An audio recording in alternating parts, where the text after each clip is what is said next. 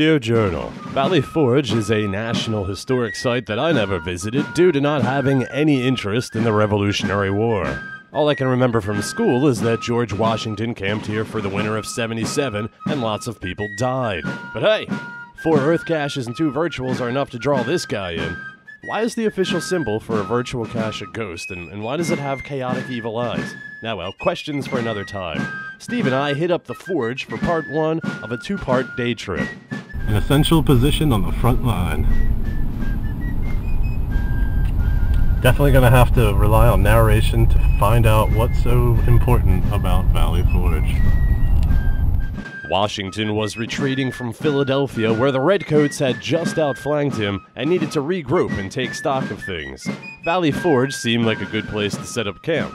While wintering here, 25% of his remaining troops died from starvation, exposure, and disease. In the summer, they left. That's pretty much it. Valley where people died, and if they didn't die, they were miserable. Forge is not just boring, it's also sad. We need to go to Wayne's Woods. Wait, I will never be able to refer to it normally. It's Wayne's World! Wayne's World! We're still going down the Outer Line Drive. Wayne's Woods. That's what it says on the map, baby. Party time! Excellent! The cache owner said there was a monument here that is not listed on the visitor maps. To claim the find, we simply had to describe what it was that we saw there. It's a pity we can't actually go in any of General Anthony Wayne's woods. It's Wayne's World! Wayne's World! I read that some people think this area is Ghost Central, and maybe it would have been more interesting than what was at the cache location, which was very underwhelming.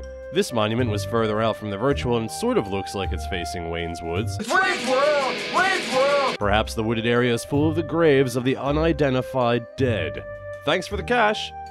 Legend says that many of Wayne's bones were lost along a nearby road, not this one, and that every January 1st, Wayne's birthday, his ghost wanders the area, searching for his lost bones. Party on, Wayne. Party time! Excellent!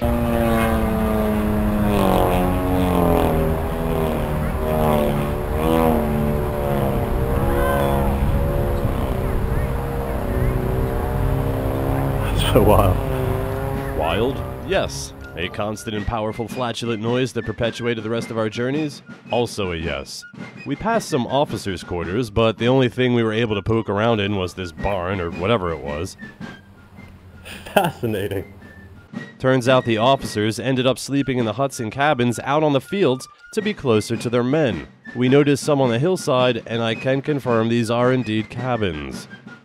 The oldest log cabin in North America was built between 1638 and 1643. It's actually over in Jersey somewhere, and we're not seeing it at all. At the first stage of this Earth cache, where we're going to learn about rocks, I gave Steve the camera and started to read from the cache description to see how to claim the find.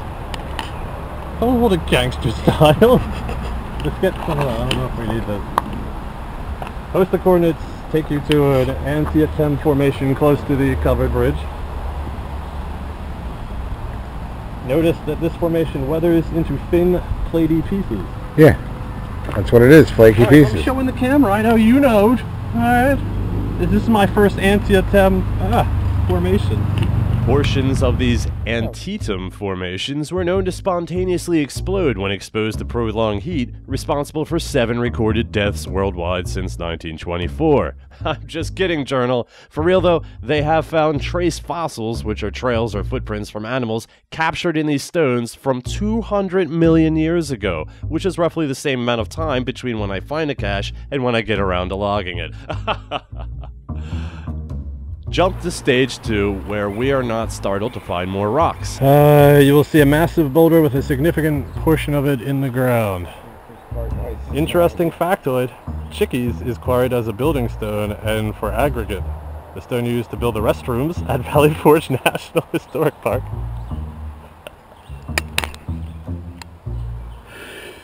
Oh man. That's right. This rock's current claim to fame is that it was used as filler in the bathrooms of the park we were at. To satisfy my curiosity, I had a quick look in one of the crappers and even snapped an uncomfortable picture. No, officer, it's alright. I'm a geocacher. To claim the cache, one must draw a picture of the 2 different formations we saw. At least I didn't have to draw what I saw in the bathroom. Hey-o! We also found the area in the valley that had the forge for the name. I guess George's Forge sounds a bit too dumpy. Valley Forge, Wayne's Woods. Wayne's World! Wayne's World! At another Earth cache, we were looking at more rocks. Alright, I'm sorry, Journal. We weren't feeling it. We got what we needed to make the find, but Earth caches are perhaps just not our thing. Steve and I decided to double back. Little did we know we were so close to the major historical bits of the park, but meh, no caches, no walkie. The United States National Memorial Arch was erected to commemorate the arrival of Washington and his army into Valley Forge because nothing beats a good erection. That type of joke makes it difficult to read this factoid. In 1908, Congress wanted to get funding for two $50,000 arches but got shot down. Later, they were given $100,000 for one arch, which apparently was somehow impossible to split in half to get two arches. There's an assortment of colorful imagery and symbols at this site, enough that I think it should be part of National Treasure 3 somehow, if it ever gets made. I'm sure there's a reason for it all, but history schmistery, we're here for caches, and we began counting this and that to record the information to send to the CO. This is another one of those scenarios where I feel a little weird because of our geocaching purpose, but I guess we don't look any different than any other tourist. Thankfully, there aren't too many things to add to that discomfort, except maybe a bridal party. And now, the rather somber inscription on the front of this monument taken from a letter Washington wrote asking the governor for some food. Naked and starving as they are, we cannot enough admire the incomparable patience and fidelity of the soldiery. That's it for now, Journal. I'm off to wonder what these soldiers would think if we went back in time and told them their sacrifices noted, nay, celebrated, through bridal pictures and geocaching. But they'd probably shoot us because we'd look like wizards and shit.